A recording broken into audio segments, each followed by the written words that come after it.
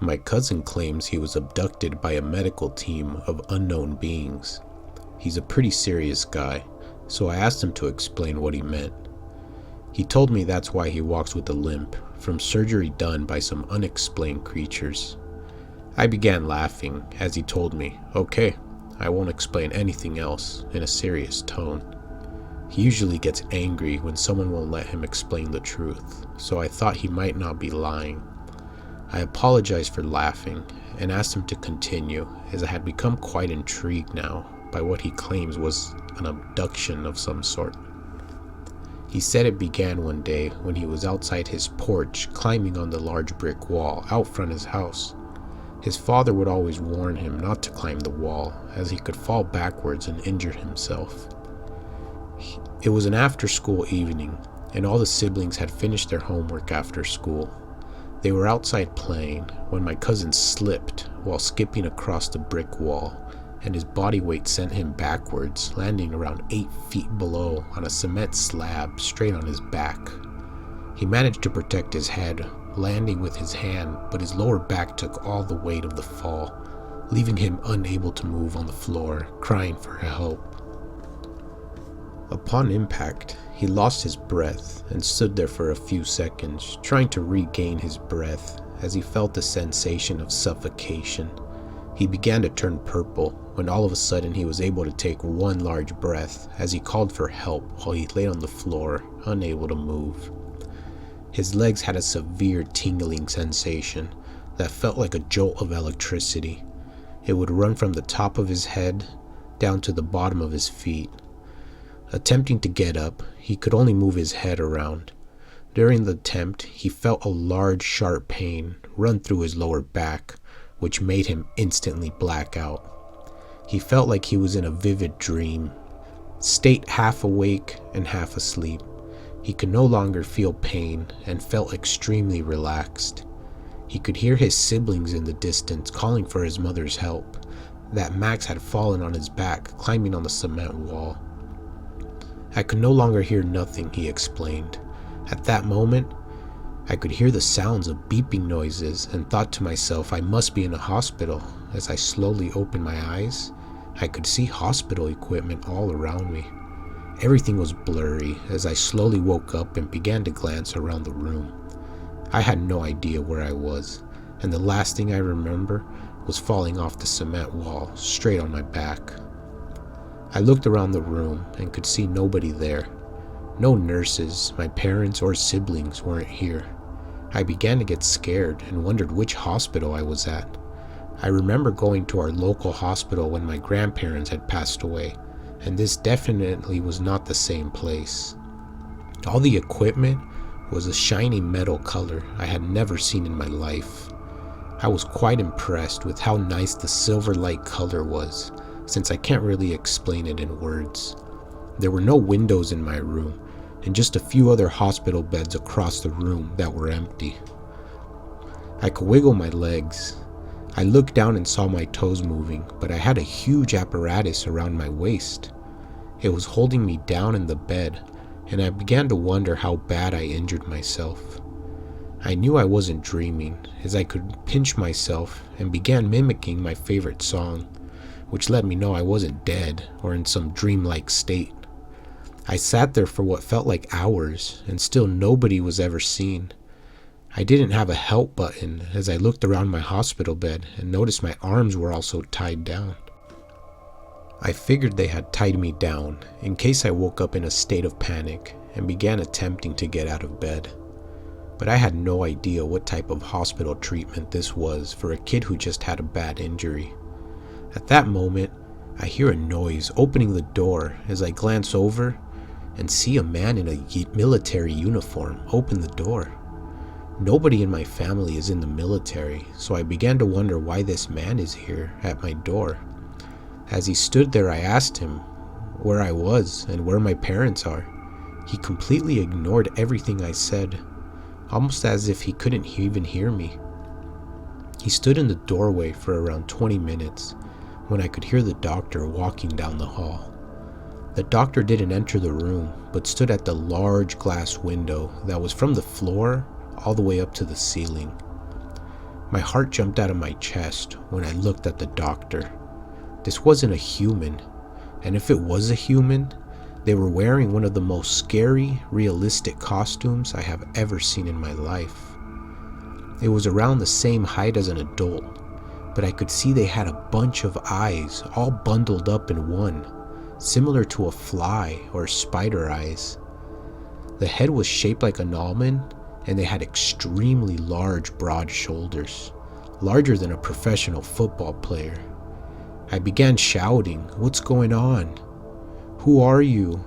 as both the military officer and this bizarre doctor-looking creature stood there staring at me. In fear, I began shouting, "If they don't let me out, I'll call the police," even though it was a complete bluff, since I was still restrained by my wrists and a huge machine holding down my hips and legs.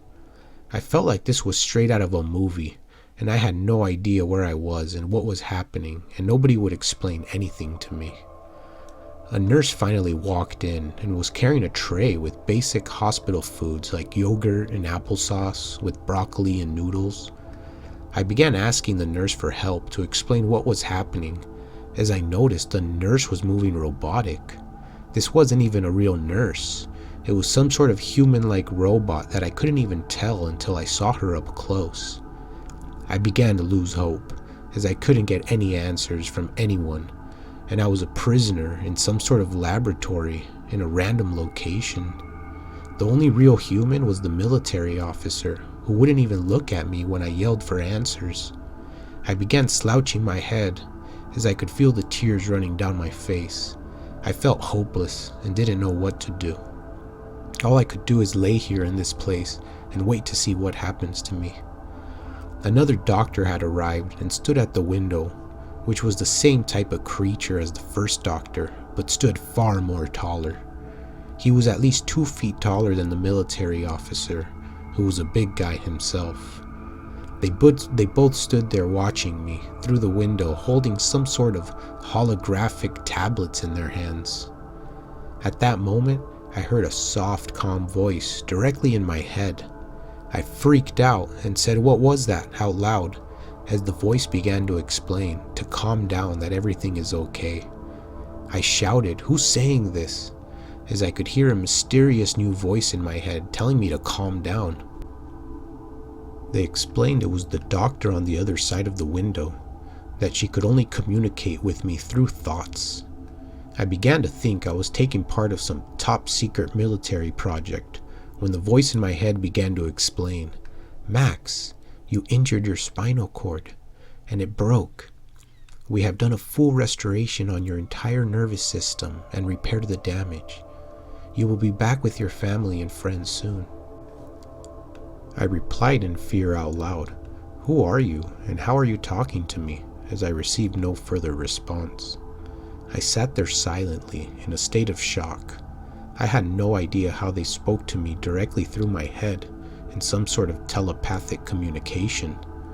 I could feel movement, and noticed we weren't in a building, but rather some sort of moving object. It felt like I was on a plane or a train, but I couldn't see outside since there were no windows. At that moment, I could see the robotic-like nurse opening my room door again.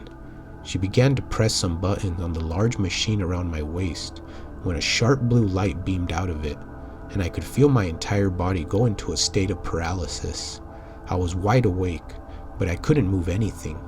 I attempted to move my head around, but was completely stuck. I tried asking the nurse what she was doing, but I was also unable to speak. I could only hear my own voice in my head. I could feel the sensation of movement coming back to my body slowly. I could wiggle my ankles and move my hands.